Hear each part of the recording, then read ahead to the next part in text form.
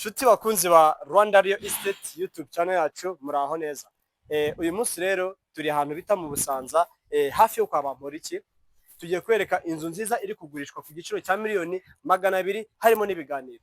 Inzu yacu igizwe n'ibyumba 4, toilette eshatu, office ndetse na rooftop nziza cyane. Ku buso bwa 650.